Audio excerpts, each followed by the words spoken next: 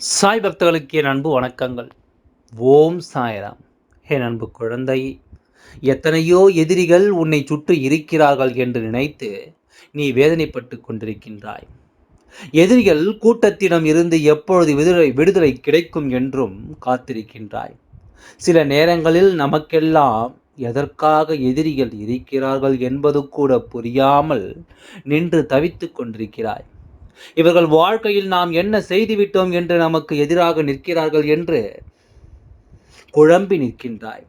இது போன்ற சூழ்நிலையில் உனக்கு சில நேரங்களில் இந்த வாழ்க்கையின் மீதே வெறுப்பு வந்து விடுகின்றது. நாம் முன்னேறுவதற்கு என்ன செய்தாலும் இவர்கள் தடுத்து நிறுத்துகிறார்கள்.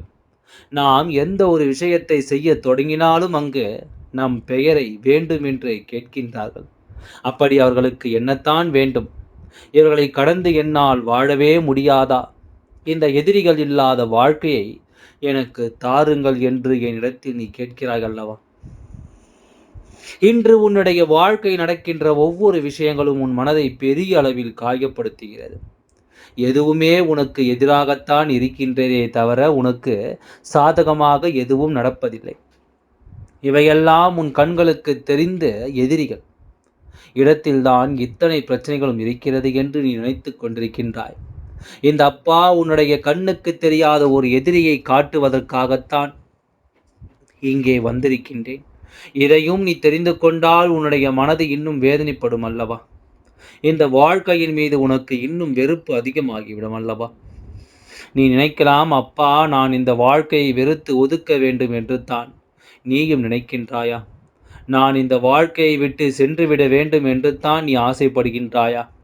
எதற்காக இப்படி என் தலையில் குண்டை தூக்கி போடுகிறீர்கள் என்று எனக்கு விடுதலை தாருங்கள், எனக்கு நிம்மதியை கொடுங்கள் என்று என் அப்பா என்னிடத்தில் கேட்டாய் அல்லவா? இந்த அப்பா முழுவதுமாக சொல்லி முடிக்கும் முன்பே நீயாக எதையும் தவறான கருத்தில் புரிந்து கொள்ளக்கூடாது. இந்த அப்பா எந்த ஒரு விஷயத்திலும் காரணமில்லாமல் இடத்தில் வந்து சொல்ல மாட்டேன். இது நீ நன்கு அறிந்த விஷயம் அல்லவா? இந்த அப்பா இப்பொழுது உனக்கு என்ன சொல்ல வருகிறேன் என்று இந்த வாக்கினை முழுவதுமாக கேட்ட பிறகு நீயாகவே எல்லாவற்றையும் உணர்ந்து கொள்வாய்.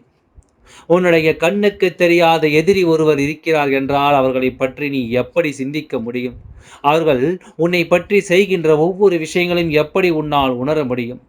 அவர்கள் உனக்கு கொடுக்கின்ற கஷ்டங்களை எல்லாம் எப்படி உன்னால் அறிந்து கொள்ள முடியும்? யார் என்று தெரியாமலேயே உனக்கு பிரச்சனைகளை கொடுக்கும் பொழுது சில நேரங்களில் புலம்பி தவிக்கிறாய் அல்லவா? நமக்கு சம்பந்தமே இல்லாத பிரச்சனையை நமக்கு அதிகமான வேதனையை கொடுக்கிறதே என்று நீ குழம்பி நிற்கிறாய் அல்லவா? நம்முடைய வாழ்க்கையில் நாம் எப்படிப்பட்ட சூழ்நிலையில் இப்போது இருக்கின்றோம், இதிலிருந்து எப்படி தவிப்பது என்று என்றாவது நீ உணர்ந்திருக்கின்றாயா? உனக்கும் ஒரு பிரச்சனைக்கும் சம்பந்தமே இருக்காது. நீ எந்த ஒரு வார்த்தையும் அங்கே சொல்லி இருக்க மாட்டாய். ஆனால் அந்த பிரச்சனை மிகப்பெரிய பிரச்சனையாக உருவெடுத்து விஸ்வரூபமாக மாறி அங்கே உன்னை பற்றித்தான் ஓடிக்கொண்டிருக்கும்.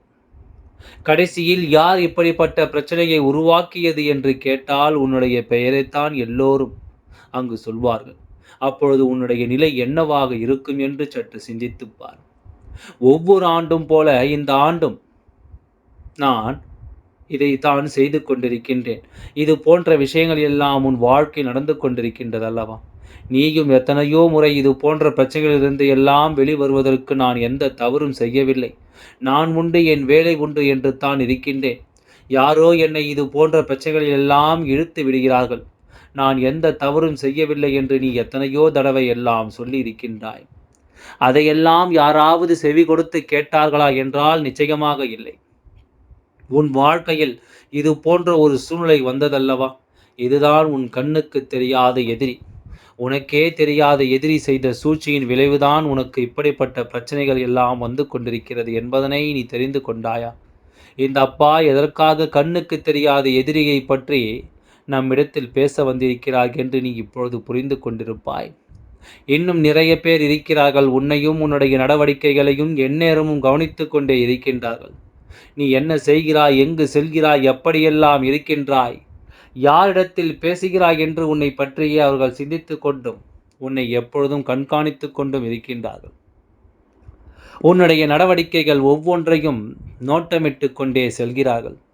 அவர்களுடைய வேலை முழுவதுமே உன்னை சுற்றி வருவதும், உன்னுடைய நடவடிக்கைகள் என்னவென்பதும், உன் வாழ்க்கையில் நீ எப்படியாவது முன்னேற்றத்தை கண்டு விடுவாயோ, எதையாவது சாதித்து விடுவாயோ என்று உன்னை பற்றியே அவர்கள் சுற்றி சுற்றி நோட்டமிட்டு கொண்டிருக்கின்றார்கள். ஒரு சிறிய இடைவெளி கொடுத்தால் கூட எங்கே நீ முன்னேறி விடுவாயோ என்று உன்னுடைய ஒவ்வொரு அசைவுகளையும் கண்காணித்து கொண்டு தான் இருக்கின்றார்கள். எந்த ஒரு காரியத்தையும் உன்னால் செய்ய முடியாத அளவிற்கு சிறு சிறு தடைகளை ஏற்படுத்தி கொண்டு தான் இருக்கின்றார்கள். கண்ணுக்கு தெரிந்த எதிரிகள் செய்கின்ற விஷயங்கள் கொஞ்சம் மட்டும்தான். ஏனென்றால் அவர்கள் செய்தால் அதை உன்னால் எளிதாக கண்டுபிடித்து விட முடியும். அதனால்தான் கண்ணுக்கு தெரிந்த எதிரிகள் எல்லாம் உன்னை விட்டு சற்று ஒதுங்கி நிற்கிறார்கள். ஆனால் கண்ணுக்கு தெரியாத எதிரிகளை எல்லாம் அவ்வளவு சுலபமாக உன்னால் கண்டுபிடிக்க முடியாது. அவர்கள் நேரடியாக உன்னிடத்தில் எதையும் செய்ய மாட்டார்கள். உனக்கான பிரச்சனைகளை எல்லாம் எதிர்மறையாக கொண்டு வந்து கொடுப்பார்கள். இத்தனைக்கும் அவர்கள் வேறு யாரோ எல்லாம் கிடையாது. எங்கே இருக்கின்றார்களோ, வேறு ஊரில் இருக்கின்றார்களோ, வெளிநாடு மாநிலத்தில் இருக்கின்றார்களோ என்றெல்லாம் உன்னுடைய எண்ணங்கள் சென்று கொண்டிருக்கும். நிச்சயமாக கிடையவே கிடையாது. உனக்கு மிக அருகில் இருந்து கொண்டே உன்னுடைய ஒவ்வொரு நடவடிக்கைகளையும் நோட்டமிட்டு கொண்டிருக்கிறார்கள். நீ எப்பொழுது என்ன செய்கிறாய் என்பதில் அதிக கவனத்தோடும் இருக்கிறார்கள். நீ என்ன செய்தாலும் அது என்ன இது என்னவெல்லாம் உன்னிடத்தில் நோண்டி நோண்டி கேள்வி கேட்டுக்கொண்டே இருக்கிறார்கள்.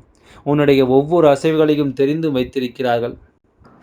அப்படியானால் அவர்கள் உன்னிடத்தில் பேசும்பொழுது உன் மீது அக்கறை இருப்பவர்கள் போல, நல்லவர்கள் போல, எதுவுமே தெரியாதவர்கள் போல, அதுவும் அவர்கள் மீது சந்தேகம் வராத அளவிற்கு உன்னிடத்தில் நடித்து கொண்டிருக்கின்றார்கள். இவர்கள் உன் குடும்பத்தின் மீதும் உன் மீதும் அதிக அக்கறையும் பாசமும் கொண்டவர்கள் போல் நடந்து கொண்டிருக்கிறார்கள். இதை முக்கியமாக செய்து கொண்டிருப்பவர் யார் தெரியுமா? ஒரு ஆண் என்பதை நீ மறந்து விடாதே. இப்பொழுது நீ சற்று சிந்தித்திருப்பாய். இது போன்று நம் குடும்பத்தில் யார் இருக்கிறார், நாம் அருகில் இருக்கின்றார்களா அல்லது நம் குடும்பத்தில் இருக்கின்றவர்களா என்று கூட உனக்கு சந்தேகம் வரலாம். நிச்சயமாக ஒரு ஆண், அதுவும் உன்னுடைய குடும்பத்தில் இருக்கின்றார். அவர்தான் இது போன்ற ஒரு சூழ்நிலைகளை எல்லாம் உனக்கு உருவாக்கி கொண்டிருக்கின்றார்கள். நீண்ட நாட்களுக்கு முன்பாக நல்ல வேலையில் இருந்துவிட்டு இப்பொழுது அந்த வேலையை விட்டு ஒதுங்கி அருகிலேயே, அதுவும் உள்ளூரிலேயே ஏதாவது வேலையை செய்து கொண்டிருப்பார். நல்ல வசதி படைத்தவரானால் அவர்களுடைய எண்ணங்கள், அவர்களுடைய நடத்தைகள் அல்ல. வெளியிலிருந்து பார்ப்பவர்களுக்கு தூய மனிதர் என்று தோன்றினாலும் அவரின் உள்ளத்தில் நல்ல எண்ணங்கள் இல்லை என்பதுதான் உண்மை. அவர்களுடைய புத்தியானது மிகவும் சிறிய புத்தி. மற்றவர்கள் வாழ்க்கை நடக்கின்ற விஷயங்களை எல்லாம் நோட்டமிடுவதும், மற்றவர்களின் எண்ணங்களை தெரிந்து கொள்வதும், ஒருவரிடம் கேட்டு இன்னொருவரிடத்தில் சொல்வதும் என்று மிக மட்டமாகத்தான் இருக்கிறது. அவருக்கு வேறு எங்கும் கவனம் இல்லை. யாராவது ஒருவர் ஏதோ ஒரு பிரச்சனைக்காக சண்டையிட வேண்டும், அதனை பார்த்து இவர்கள் ஆனந்தப்பட வேண்டும், இவர்கள் வந்து பஞ்சாயத்து பண்ண வேண்டும் என்ற எண்ணத்தை அடிக்கடி கொண்டிருக்கிறார்கள். அது மட்டுமல்ல, இவர்கள் உன்னிடத்தில் வந்து பேசும்போதெல்லாம் இதை வெளிப்படையாகவும் சொல்லிவிடுவார். அவர்கள் குடும்பத்தில் அப்படி நடந்தது, நான் சென்று தான் இதை இப்படி தீர்த்து வைத்தேன், நான் இல்லை என்றால் இதுவெல்லாம் இவர்களுக்கு நடந்திருக்காது, இவர்கள் உயிரோடு இருந்திருக்க மாட்டார்கள் என்று என்னவெல்லாம் கதை சொல்ல முடியுமோ அதையெல்லாம் சொல்லி கொண்டிருப்பார்கள். இப்படிப்பட்ட குணங்களை கொண்ட மனிதர் உன் வாழ்க்கையில் யார் இருக்கிறார் என்று ஒரு முறையேனும் சிந்தித்து பார்த்தால் நிச்சயமாக அது யார் என்று உனக்கு புலப்பட்டுவிடும். என் குழந்தையே, இப்படிப்பட்ட மனிதர்கள் எல்லாம் உன் வாழ்க்கையில் இருக்கத்தான் செய்கிறார்கள். அவர்கள் மறைமுகமாகவும் நேரடியாகவும் உனக்கு பல பிரச்சனைகளை தரத்தான் செய்வார்கள். ஆனால் இவர்களையெல்லாம் உன் வாழ்க்கையில் நீ எப்பொழுதும் விலக்கி வைக்க வேண்டும். அதை விட்டு அவர்களை ஒருபொழுதும் உன்னுடைய இல்லத்திற்குள் அனுமதிக்க கூடாது. உன்னுடைய மனதுக்குள் இருக்கின்ற எண்ணங்கள் என்னவாக இருக்கும் என்பதை இந்த அப்பாவால் உணர முடிகிறது. இது போன்று மறைமுகமாக இருந்து நமக்கு கஷ்டங்களை கொடுத்தால் இவர்களை எல்லாம் எப்படி என்னால் புரிந்து கொள்வது, எப்படி என்னை காப்பாற்றிக் கொள்வது என்று நீ கேட்கிறாய் அல்லவா? ஒன்றை மட்டும் நீ நிச்சயமாக புரிந்து கொள். இந்த மறைமுக எதிரிகள் எல்லாம் அத்தனை சுலபமாக உன்னை நெருங்கிவிட முடியாதபடிக்கு அவர்களுக்கு என்ன செய்ய வேண்டுமோ அதை நான் நிச்சயம் செய்யத்தான் போகிறேன்.